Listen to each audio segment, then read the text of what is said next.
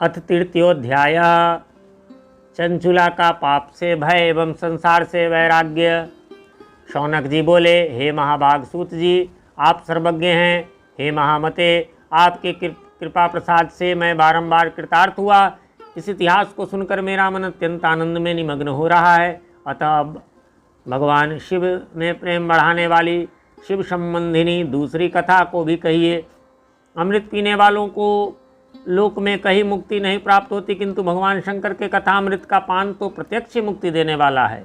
सदाशिव की जिस कथा के सुनने मात्र से मनुष्य शिवलोक को प्राप्त कर लेता है, वह कथा धन्य है, धन्य है। और कथा का श्रवण कराने वाले आप भी धन्य हैं, धन्य हैं। सूत जी बोले, हे शौनक सुनिए, मैं आपके सामने गोपनीय कथा वस्तु का भी वर्णन करूंगा, क्योंकि आप शिव भक्तों में अग्रगण्य तथा वेदवेत्ताओं में श्रेष्ठ हैं। समुद्र के निकटवर्ती प्रदेश में एक वास्कल नामक ग्राम है, जहाँ वैदिक धर्म से विमुख महापापी द्विज निवास करते हैं। वे सब के सब बड़े दुष्ट हैं। उनका मन दूषित विषय भोगों में ही लगा रहता है। वे न देवताओं पर विश्वास करते हैं न भाग्य पर। वे सभी कुटिल वृत्ति वाले हैं, किसानी करते हैं और भांति भांति के घातक अस्त्र शस्त्र रखते हैं। वे परिस्त्री गमन करने वाले और खल हैं। ज्ञान वैराग्य तथा सद्धर्म को वे बिल्कुल नहीं जानते हैं। वे सभी पशु बुद्धि वाले हैं और सदा दूषित बातों को सुनने में संलग्न रहते हैं। यहाँ ब्रैकेट में है कोष्टक में, जहाँ के द्विज ऐसे हों, वहाँ के अन्य वर्णों के विषय में क्या कहा जाए।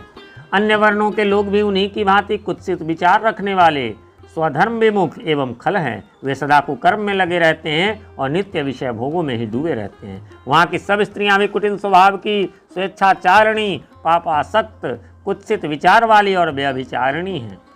वे सद्व्यवहार तथा सदाचार से सर्वथा शून्य हैं।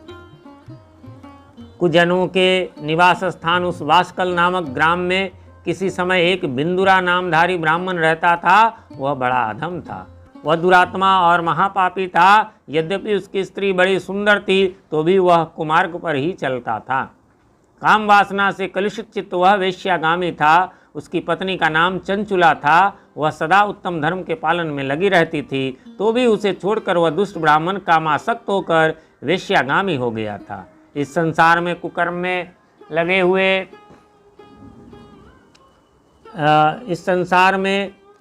कुकर्म में लगे हुए उस बिंदुक के बहुत वर्ष व्यतीत हो गए। उसकी स्त्री चंचुला काम से पीड़ित होने पर भी स्वधर्मनाश के भय से क्लेश सहकर भी दीर्घ काल तक धर्म से भ्रष्ट नहीं हुई, परंतु दुराचारी पति के आचरण से प्रभावित होने के कारण काम पीड़ित हो आगे चलकर वह स्त्री भी दुराचारिणी हो गई। भ्रष्ट चरित्र वाली वह कुमार्ग गामिनी अपने पति की दृष्टि बचाकर रात्रि में चोरी छिपे अन्य पापी जार पुरुष के साथ रमन करने लगी। हे मुने, एक बार उस ब्राह्मण ने अपनी उस दुराचारिणी पत्नी चंचुला को कामासक्त होकर पुरुष के साथ रात्रि में संसर्ग रत देख लिया। उस दुष्ट तथा दुराचार में आसक्त मन वाली पत्नी को रात में परपुरुष के साथ व्यभिचार रत देखकर वह क्रोधपूर्वक वेग से दौड़ा। उस दुष्ट बिंदु को घर में आया जानकर वह कपटी व्यभिचारी तेजी से भाग गया। तब वह दुष्टात्मा बिंदुक अपनी पत्नी को पकड़कर उसे डांटता हुआ मुक्कों से बार बार पीटने लगा। वह व्यभिचारिणी दुष्टा नारी चंचुला पीटी जाने पर कुपित होकर निर्भयता पूर्वक अपने दुष्ट पति बिंदुक से कहने लगी। चंचुला बोली, मुझ पति परायणा युवती पत्नी को छोड़कर आपको बुद्धिवश प्रतिदिन वेश्याओं के साथ इच्छानुसार रमन करते हैं। आप ही बताएं कि रूपवती तथा कामासक्त चित्त वाली मुझ युवती की पति संसर्ग के बिना क्या गति होती होगी। मैं अत्यंत सुंदर हूँ तथा नव यौवन से उन्मत्त हूँ। आपके संसर्ग के बिना व्यथित चित्त वाली मैं कामजन्य दुख को कैसे सह सकती हूँ।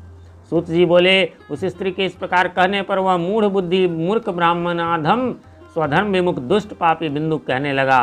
बिंदुक बोला, काम से व्याकुल चित्त होकर तुमने यह सत्य ही कहा है। हे प्रिय, तुम भय त्याग दो और मैं जो तुमसे हित की बात कहता हूँ उसे सुनो। तुम निर्भय होकर नित्य पर पुरुषों के साथ संसर्ग करो, उन्हें संतुष्ट करके उनसे धन खींचो। वह सारा धन वेश्या के प्रति आसक्त मन वाले मुझको दे दिया करो। इससे तुम्हारा और मेरा दोनों का ही स्वार्थ सिद्ध हो जाएगा। सूत जी बोले, पति का यह वचन सुनकर उसकी पत्नी चंचुला ने प्रसन्न होकर उसकी कही बात मान ली। उन दोनों दुराचारी पति पत्नी ने इस प्रकार समझौता कर लिया तथा वे दोनों निर्भय चित्त से कुकर्म में लीन हो गए। इस तरह दुराचार में डूबे हुए उन मूढ़ चित्त वाले पति पत्नी का बहुत सा समय व्यर्थ बीत गया। तदनंतर शूद्र जातीय वेश्या का पति बना हुआ वह दूषित बुद्धि वाला दुष्ट ब्राह्मण बिंदुक समयानुसार मृत्यु को प्राप्त हो नरक में जा पड़ा। बहुत दिनों तक नरक के दुख भोग कर वह मूढ़ बुद्धि पापी विंध्य पर्वत पर भयंकर पिशाच हुआ। इधर उस दुराचारी पति बिंदुक के मर जाने पर वह मूढ़ हृदया चंचुला बहुत समय तक पुत्रों के साथ अपने घर में ही रही। इस प्रकार प्रेम पूर्वक कामासक्त होकर जारों के साथ विहार करती हुई उस चंचुला नामक स्त्री का कुछ कुछ यौवन समय के साथ ढलने लगा। एक दिन दैव योग से किसी पुण्य पर्व के आने पर वह स्त्री भाई बंधुओं के साथ गोकर्ण क्षेत्र में गई। तीर्थयात्रियों के संग से उसने भी उस समय जाकर किसी तीर्थ के जल में स्नान किया। फिर वह साधारणतया मेला देखने की दृष्टि से बंधुजनों के साथ यत्र तत्र घूमने लगी। घूमती घामती किसी देव मंदिर में उसने एक दैवज्ञ ब्राह्मण के मुख से भगवान शिव को परम पवित्र एवं भगवान शिव की परम पवित्र एवं मंगलकारिणी उत्तम पौराणिक कथा सुनी। कथावाचक ब्राह्मण कह रहे थे कि जो स्त्रियां पर पुरुषों के साथ व्यभिचार करती हैं वे मरने के बाद जब यमलोक में जाती है तब यमराज के दूत उनकी योनि में तपे हुए लोहे का परिघ डालते हैं।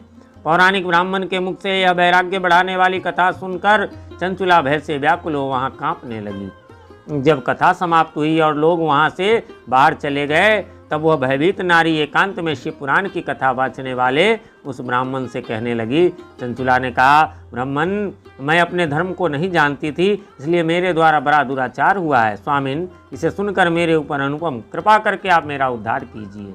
हे प्रभु, मैंने मूढ़ बुद्धि के कारण घोर पाप किया है। मैंने कामांध होकर अपनी संपूर्ण युवावस्था व्यभिचार में बिताई है। आज वैराग्य रस से ओतप्रोत आपके इस प्रवचन को सुनकर मुझे बड़ा भय लग रहा है। मैं काँप उठी हूँ और मुझे इस संसार से वैराग्य हो गया है। मुझ मूढ़ चित्त वाली पापनी को धिक्कार है। मैं सर्वथा निंदा के योग्य हूँ। मैं कुत्सित विषयों में फंसी हुई हूँ और अपने धर्म से विमुख हो गई हूँ। थोड़े से सुख के लिए अपने हित का नाश करने वाले तथा भयंकर कष्ट देने वाले घोर पाप मैंने अनजाने में ही कर डाले। हाय, न जाने किस किस घोर कष्टदायक दुर्गति में मुझे पड़ना पड़ेगा और वहाँ कौन बुद्धिमान पुरुष को मार्ग में मन लगाने वाली मुझ पापनी का साथ देगा। मृत्यु काल में उन भयंकर यमदूतों को मैं कैसे देखूंगी। जब वे बलपूर्वक मेरे गले में फंदे डालकर मुझे बांध देंगे तब मैं कैसे धीरज धारण कर सकूंगी। नरक में जब मेरे शरीर के टुकड़े टुकड़े किए जाएंगे उस समय विशेष दुख देने वाली उस महायातना को मैं वहाँ कैसे सहूंगी। दुख और शोक से ग्रस्त होकर मैं दिन में सहज इंद्रिय व्यापार और रात्रि में नींद कैसे प्राप्त कर सकूंगी। हाय, मैं मारी गई, मैं जल गई, मेरा हृदय विदीर्ण हो गया और मैं सब प्रकार से नष्ट हो गई, क्योंकि मैं हर तरह से पाप में ही डूबी रही हूँ। हाय विधाता, मुझ पापनी को आपने हठात ऐसी दुर्बुद्धि क्यों दे दी जो सभी प्रकार का सुख देने वाले स्वधर्म से दूर कर देती है। हे द्विज, शूल से विधा हुआ व्यक्ति ऊंचे पर्वत शिखर से गिरने पर जैसा घोर कष्ट पाता है उससे भी करोड़ गुना कष्ट मुझे है। सैकड़ों अश्वमेध यज्ञ करके अथवा सैकड़ों वर्षों तक गंगा स्नान करने पर भी जो मेरे घोर पापों की शुद्धि संभव नहीं दिखती, मैं क्या करूं? कहाँ जाऊं और किसका आश्रय लूं? मुझ नरक गामिनी की संसार में कौन रक्षा करेगा?